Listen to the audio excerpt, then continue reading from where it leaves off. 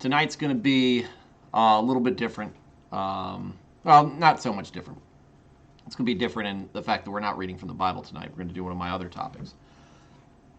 I had planned to get into Joseph, talking about Joseph in Genesis.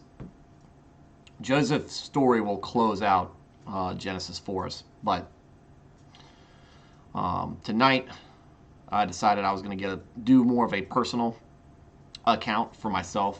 I think that with this cast and me doing it, I've titled it A Flawed Man of God, and part of it comes to the idea that I'm a flawed person. I'm a flawed person. I'm a flawed Christian. I make mistakes. I have these problems. I want to get better at them. And to also make that relatable to the fact that a lot of folks who are reticent about getting involved with church, becoming a Christian, starting a relationship with Jesus, that it has something to do with any type of guilt. They feel like they're not worthy, or they feel like they've done things that they're just not able to overcome, that God would not look past their sins to allow them to come to Christ. And I know from my own experience that that's not the case. It shouldn't ever be the case. And what I want to do is use my own example of my own stunted self, my own problems, my own struggles, as a way to be an example that you can still be a person with, a background or a history, and still be saved. Now, I don't have this great long tale of this. I was very lost, and now I've overcome these things. But I have had my own hiccups. I've had things that I've done which would give people pause. I was never at rock bottom, addicted to substances with no place to live, and addicted to substances, no place to live. I didn't walk out on my family. I didn't go to jail. I wasn't on death's door. Any of those things, and made this, miraculous comeback, and using that as I was so far gone here, or I was next to death there, and I've come back and made a name for myself. No, I'm not that person. I don't have that story to tell.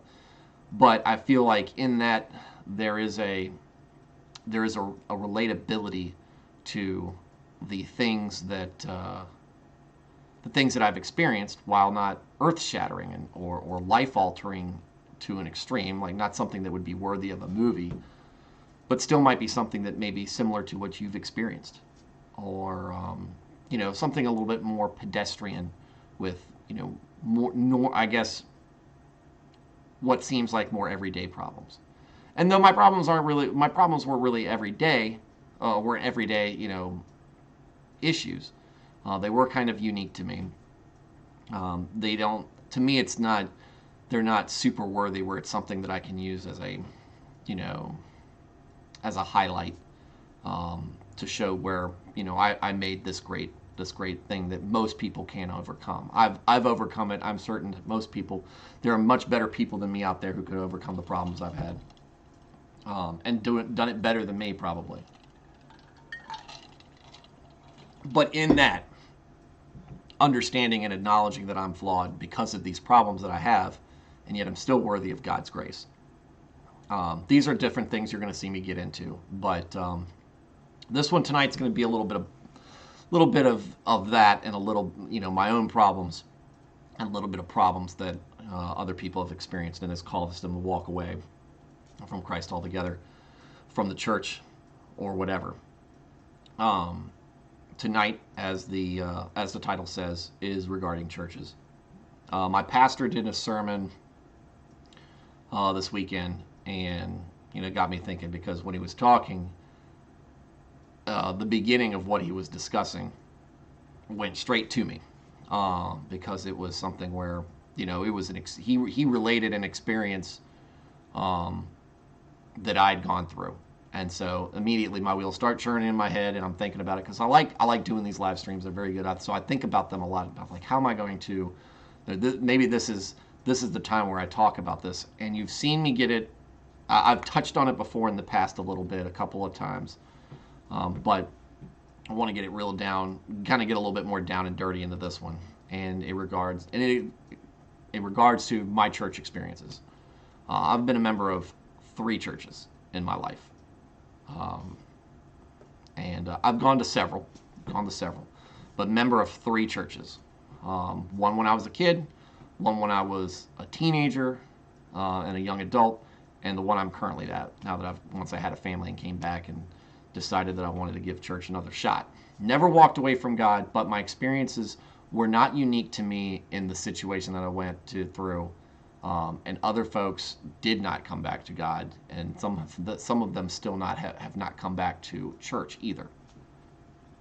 This is an everyday occurrence. You don't need this big, background story, this big buildup to have a story where you've been alienated by the idea of church. But what I want to preface that with saying is, just because a church has alienated you, it should not alienate you from God. You should not feel alienated from God. If you believe, if there was something in your heart that told you specifically that there was a God out there, that he loved you, cared about you, it's there. Don't let the people around you influence that. Don't you walk away because of someone else's actions. This is something I've said before. Don't let the problems and the sins, the hubris, the pride, the errors of other people take away from your salvation. That is yours, not theirs. They don't have a say in things. Other people don't have a say in your salvation. You do. And that is a personal relationship between you and God. And we'll get to the points in the Bible eventually where it actually specifically lays that out. But your salvation is between you and God. And it's important that you don't let a church affect that. And leaving church altogether, and leaving behind fellowship, and leaving behind being spiritually fed, is letting them to get involved and letting them get in between you and Jesus Christ. So we'll talk about how my story is now. So let's back up to the early 80s. I was born into a church that I have fond memories of, and still do to this day. I credit a lot of my early basis in God and my early appreciation from God from this church. It was a small church. Remember, it was very 80s out in semi-rural Virginia, and we went there, and my mom was baptized there. She had grown up Catholic. She was baptized there. She converted to being a Protestant, non-denominational church is where I went, and I was happy there. But I was a rambunctious kid. So full disclosure, I am very much an ADHD kid. I grew up very ADHD. I was a case study at the local university for ADHD children. I had a lot of behavioral issues in school, specifically in impulse control. And I have a lot of energy. Those people who know me know that I am a high energy person. When you meet me, I am all over the place. I can be, and that's me controlling it after 3.5 decades of just working on being me. But I have a lot to say. I'm very reactionary when I see things, and that was a time in my life where I was just starting to experience these issues, and it was a point of contention. Like me growing up, and some of my problems in school drove my parents' stress level through the roof. And it is a testament to their will that they are still married to this day. But I definitely made things very difficult for them, just because of the actions. And I don't need to go into specifics, but I have done some things that when I recount those stories to people I know, their jaws drop and they're like, I can't believe you did that. That was going on, but at the same time, I was still going to church, and sometimes in my outbursts of energy would sometimes get me in trouble, but nothing too over the top. I did have a couple of instances where I would blurt something out, and I said something out of that was inappropriate, or I caused some damage to the church. Not like nothing earthly, like I think there was a broken window at one point. But I loved that time there. Now, there were some things that happened. There was a split. There was some disagreement over church leadership. These things will happen. These are part of what is that goes on during the life of a church. And when that leadership, when those things happened, the church split, and we went from that church, who with a pastor that I still to this day love my pastor growing up. He married me and my wife. He's local to us now. His son is a preacher. I haven't actually had the opportunity to really listen to him give a sermon, but if he's half as good as his dad, he's amazing. Best pastor ever, the one I grew up with. Just no comparison for me. Maybe it's because you can never go back home again, but he was the best I've experienced. He stayed, but my parents left, and we went to a couple of other churches looking. And again, I'm 8, 9 years old at the time. I don't know what my parents are looking for in a church. I don't know what I would look for anyway. I'm a kid. I just want to go to Sunday school. I just want to, listen to the sermon and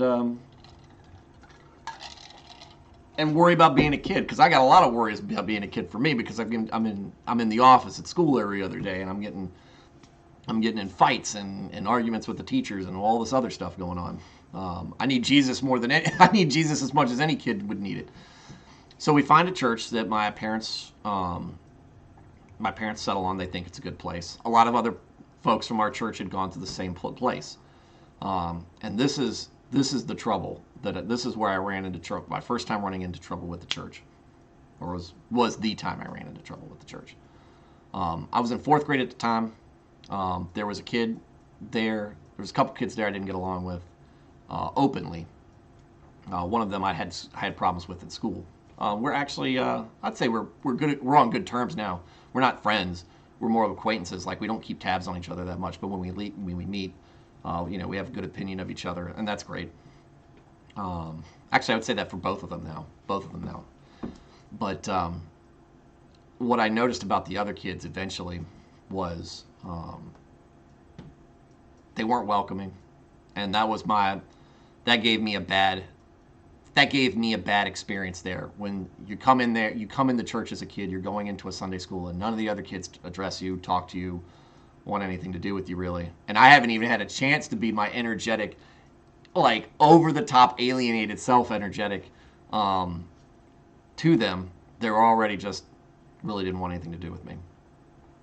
So immediately I was concerned. But my parents liked the place, so we stayed there. And and I kept going to Sunday school, and we kept on going through. And I went through some places, and I learned a lot there. But I still had some of my own outbursts. One of the two kids that I mentioned that I didn't get along with, his mom was teaching Sunday school, and this was for the middle. This was right before I got into middle school. Me and him got in an argument. He said something I didn't like. I'm sure I said some things that he didn't like. I wasn't an innocent guy in this encounter. But I picked up my Bible and I smacked him in the back of the head with it. In church, with a Bible, smacked him in the back of the head with it. Like, it was like everybody got quiet. And his mom was teaching the class. Like, she saw the whole thing. Well, she saw that part. I don't think she saw us trading words or anything. And I thought she was really strict. So at the time, I didn't really like her, but she's awesome. She's an awesome person. I know her. We've I've gotten over that. She's a great lady. And her son is just fine. We are perfectly fine now. But at the time, we didn't get along, and so that was a big deal. They took me aside, spoke to me about it. Probably didn't give me the best of impression around the kids, but again, I still had a problem. Nobody really wanted to engage with me. So fast forward into middle school and high school. We have now that, once you get out of elementary school and you go into middle school, there's more kids from more schools. So there's more kids that I'm going to church with, who I'm going to school with. And again, act like I'm not there, walk by me, not friendly at all. These are kids that just ignore me, or are hostile to me, sarcastic to me, and that's probably a two-way street. But my standpoint is I always want to be friends with somebody. I might be quiet at first. I open up really quickly, but I'm an abundance of energy about it. But at the same time, I wasn't a very cool kid. I wasn't a very accepted kid in school, so it wasn't cool to be friends with me at all. And so again, ignored, left out, openly hostile in other cases. So I didn't have a good time in school because of that. Didn't have a good time in Sunday school because of it. So I didn't like it. I was getting a good message in church because the preacher was pretty good, but Sunday school, I was just counting the minutes to get out of there. I was counting the minutes. It was difficult to focus, difficult to listen, especially once we got to the high school period. I just wanted to get out of there. But kept going to church there because I'm a loyal person and my parents liked it. And my brother was connecting very well there. My brother had the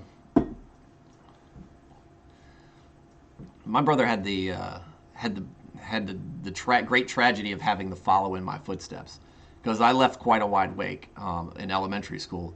In middle school, I got in my share of fights, I got in my share of trouble, and he was only 3 years behind me. Basically,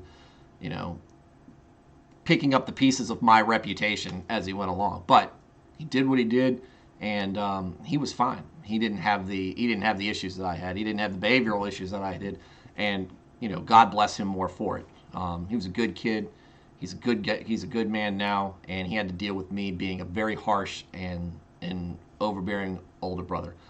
I was not a good older brother. I was a terrible older brother. I beat the snot out of him on a regular basis for nothing more than me being frustrated at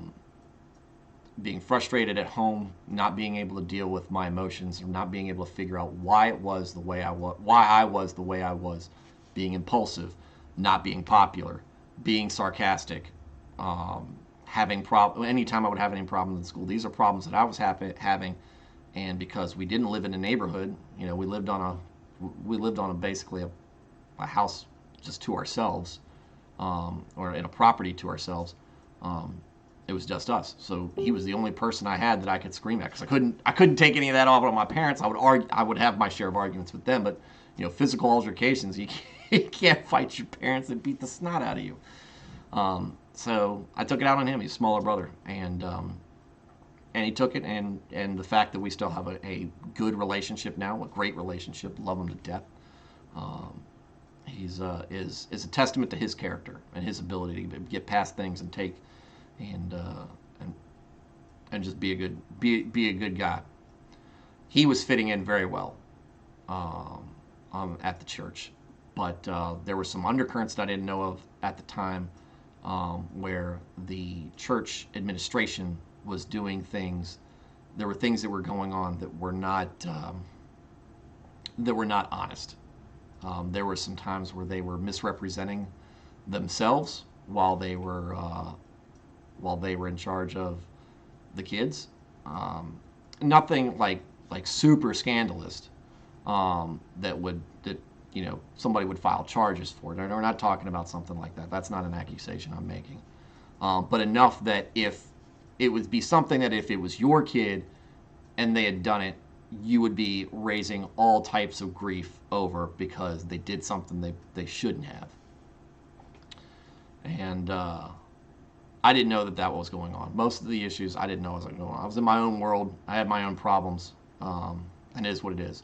So I graduate, join the Army, leave, come back, and come back after training. I'm in the National Guard, so I am coming back and going through college. So I'm going to a college small group and whatnot, and eventually I just stopped going. There's just not much going on. I'm not going to church anymore. So I have a friend at the time.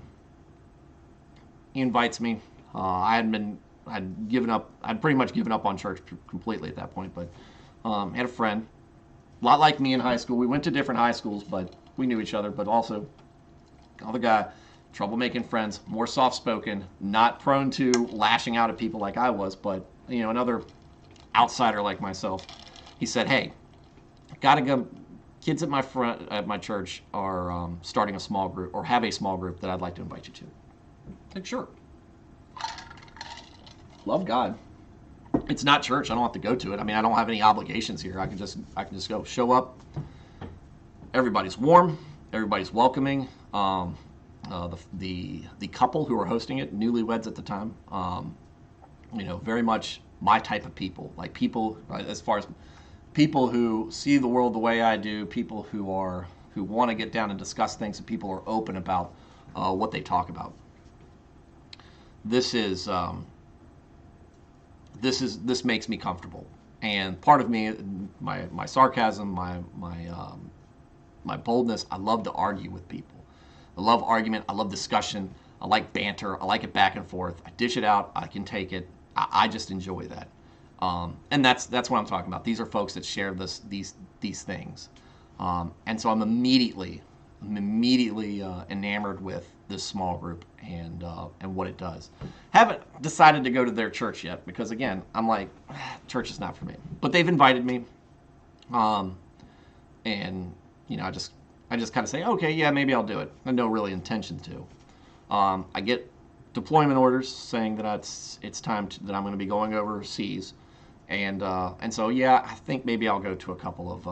I'll check the church out. So I check the church out. I sit down. The pastor is told that I'm leaving to go overseas. He's got a couple of sons who are in the military, so he understands. He sits down with me, talks to me a bit about it. I'm like, oh, hey, thanks, that's great. But I'm not really connected to the church at all. Deploy, get out of there. Meanwhile, what I don't know that has happened in the time is there's been a my family is still involved in the other church. There's been a couple of incidents that happened at the church again, and it put my family kind of in the spotlight. Didn't have anything to do with me. I caused my own amount of trouble there. But when this trouble started, the church abandoned us completely. Now, I say us. I'm not going to say me. I'm not going to put myself on that. But they abandoned my family when they needed them most. And my brother was also in the Marines at this point. He's getting ready to deploy. My parents are getting ready. I'm getting ready to deploy. He's getting ready to deploy. My parents are getting ready to lose both of their kids. Getting ready to lose both of their kids into a war zone. They're losing their minds over it, and church does zero outreach to them. They know both of what's going on. I mean, it was kind of a local thing. The two brothers were deploying. We ended up deploying to the same base at the same time. We deployed at the same base at the same time, but we're both going to be gone. And there's no outreach from the church, no help. And when what the church is concerned with is other things that happened during the other thing that was going on. So they reach out, and what they do when they have this meeting with my family is basically they tell my parents that basically the problems is because they're bad parents and they're bad people, and that's not true. Everybody's got faults, but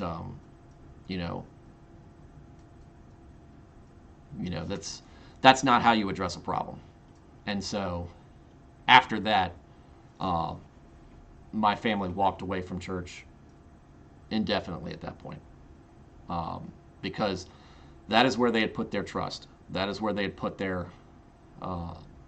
That's where they'd put their time. That's where they'd put their blood, sweat, and tears and things. I'd been baptized there. My brother was baptized there. My dad got baptized again there. We'd been through a lot. We'd been through a lot there. But you know, we'd been through a lot there. They didn't care. Our family wasn't one of the founding members. We weren't like super successful, I guess. I don't know. We weren't anything more than a small number to them, if that. And it's caused me no great. It's been difficult for me to have anything less than animosity for that place.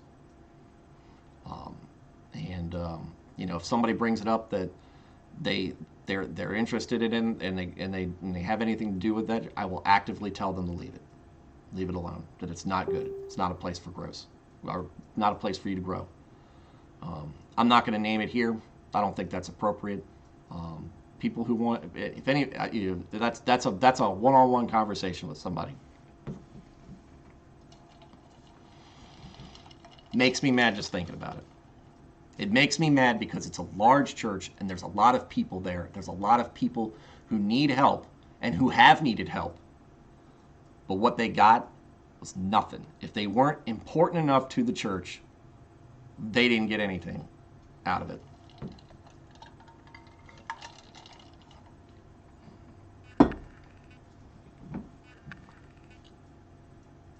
It made me walk away from the experience thinking, you know what? God's important to me. God loves me. God loves my family. He knows what's in my heart. I don't need church. I don't need that, and I don't need to put my faith into somebody and a group of people who don't know how to take care of it. It sickens me. So I walked away from church. Had no intention of going back. Many times I'd told people, don't need to go to church. You know what church is? It's a bunch of people who just care about themselves, care about their social status, and care about being seen doing what they think they should be doing. It's a status symbol. I've used that. What changed? What changed was having kids. Because I knew that it would be difficult for me to raise my son as a Christian, and eventually my daughter, but my son was my first, and that's when we got started. Raise my son as a Christian, and without any real good resource base for him to grow up around. So when we had him, we were moving back into my hometown. We were moving back to my hometown, and I reconnected with the buddy of mine who was hosting, him and his wife, who had hosted that small group. I said, hey, are y'all still going to this church? He said, yeah. I said, what time is it? This time. You mind if I sit with you? Nah. Find me when you get here. I'll see you then. I showed up. My wife at the time, agnostic. She doesn't want anything to do with church either. Not really even sold on the idea of God. So it was basically, well, you can go. I said, I will go, and I'm gonna bring the kid. I'm gonna bring the kid with me too. He's a baby, like he'd be in the nursery age. So I show up by myself on my own the first couple times. I'm not coming there with a baby and just dropping off in the nursery. Show up myself first couple times.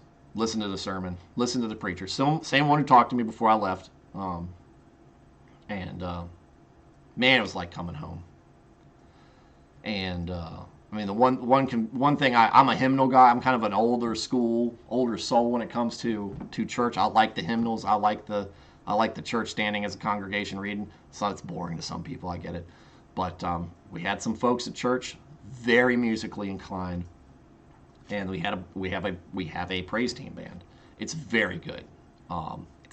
Music is not really where I live spiritually, but I know good music when I'm listening to it, or I know good, well performed music when I'm listening to it. And they do an excellent job. Can't say enough about them. But I listened to it. Sermon was great. We didn't have the Sunday school set up yet. I went to the sermon, great. Went home. I'm gonna do it again. Went back the next day. Started bringing my son. Wife decided, well, I can't let my somewhat newborn kid show up to and just get dropped off in a nursery. They might need me for something. So she started coming. She gets connected. What is the difference? What ends up being the difference? She gets connected. Starts coming to Sunday school. We do get a Sunday school together. Starts coming to Sunday school. We start connecting with people. We start making friends. There starts to be a fellowship involved. It was already there before we were there. I'm not saying that I started it. No. Most of the folks that we were connected with were already there. And they were already connected with each other. But we came in. And they welcomed us in. And they wanted to know who we were. And they wanted to get us involved in their lives. They wanted us to get involved with their church. Which it's easy to do, right? It's easy to do for new folks. So what happened? So how is it different between there and the place that I left that I couldn't stand? Well, one, to me, the people didn't seem fake, generally. The people in charge didn't seem fake. People were real. They remembered who you were, and they didn't look exasperated to see you. Now, granted, fresh start, right? I'm not the troublemaker. They don't know me as the troublemaking kid that I was at the other place. But at the same time, I'm nobody to them. I'm not tithing at this church. I'm not giving them any money. If I left, they wouldn't be hurt by it. I mean, there's really no business incentive in keeping me there. But they welcoming me, bringing me in, getting my wife involved. And my wife will give me credit for bringing her to Christ, but I guarantee you it doesn't happen without the help of those folks. And who I am friends with them deeper now than I have deeper friendships with them than I've ever had in my life. Because they're real people that really care, and it's not a social club for them.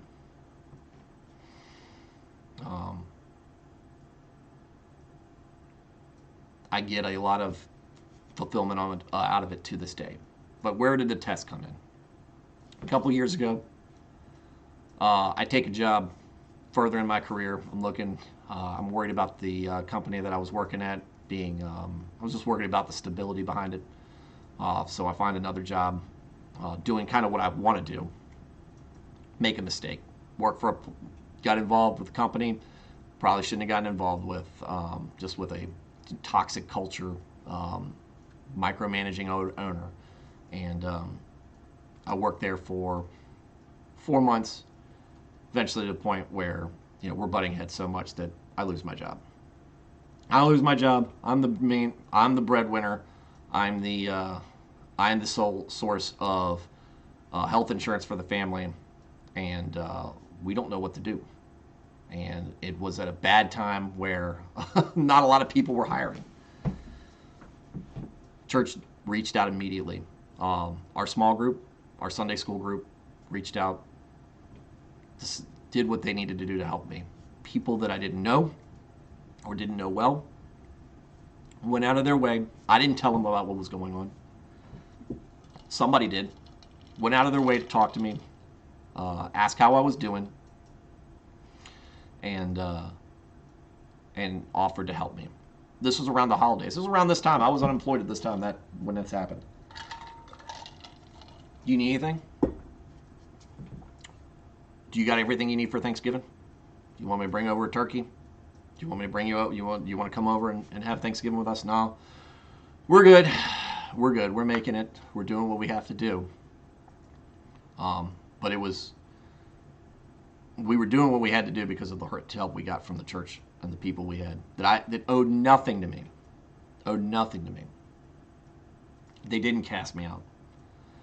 They didn't bring me and my wife in there to tell us the reason we were in the predicament we were in was because we were bad people or bad Christians or that we didn't have any control over our family. They didn't do those things. Real people. So that's where I am to this day. And we outreach where we can, and I'm waiting for the next time somebody is going through something that I'm going through, and I can make a difference, whether they know me or not. And to be honest with you, whether they go to my church or not. That's the example they set. That's my expectation. That would be my expectation for myself, because somebody else did it for me. Somebody else who cared. That's what being a Christian is all about, or that's a facet of what being a Christian is about. That is what being a good church is about. Church is about the people that go there, looking out for each other, looking out for others, looking inward and looking outward, doing what they can. It's a positive culture. It's a place where you go in, you immediately feel welcome, and that's where you make your home. So, having said that, was I the best person to go into church at the place that I have the most that I have problems with? No, I could have been a lot better. But at the same time, I was a kid, and it was very clear what I was doing was impulsive-ish related. Loved God, loved what I was doing, loved studying.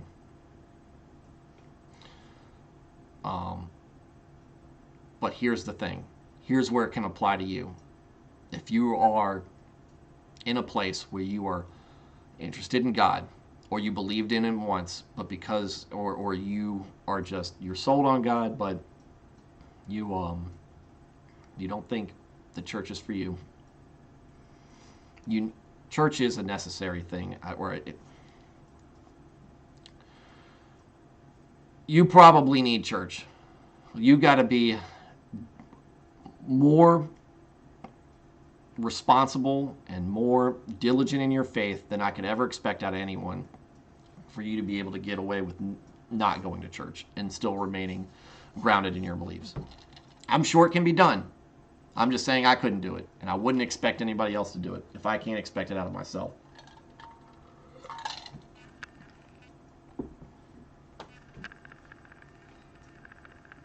You've been hurt by a church, or you don't want to go to a church because you're worried about running into the things that I ran into. Because you've heard the stories, you've seen news stories, or you've had a friend or a family member who got hurt by a church. It's a real thing. And I'm telling you that because it's real enough and it's common enough that when you go into a place, you do need to have your eyes open and your ears open. Look for things that you think are red flags. Because when you are looking at a church, you are giving a lot of trust and a lot of faith, putting a lot of faith into people who are flawed. And some of our flaws are toxic to a church. Doesn't mean that those folks are damned. It doesn't mean those folks can't come back from those person's mistakes. But the mistakes that they make can have lasting impacts on the people who their fellow churchgoer. Keep your eyes open for it. Look for the congregation. Is your congregation friendly? Does your congregation seem welcoming to you? Does your congregation seem tight-knit? Are they concerned about each other? Go in. Put a little bit of yourself. Bring down your walls just a little bit. See how that church does it. How that church reacts to you bringing down your walls a little bit. Are they welcoming at that point? Because a church is a two-way street. You can't go into church with your walls up and expect to immediately fit in. Because other people know when you've got your walls up. You can be a wallflower during Sunday school or during the sermon. You can just be quiet, reserved to yourself. But eventually, what you got to do is let those walls down a little bit. Give some thought to somebody. Tell them what you're thinking about a certain issue. Some bit of scripture you're talking about. Give a little bit of trust here. Give a little bit more trust. See what they do with it. If it makes you feel comfortable, Give a little more. See where that takes you. See where that puts you. Will you be at that church forever? Who knows? Who knows? You might, but you might find that there's another church that's better, where your church might have a split. They happen.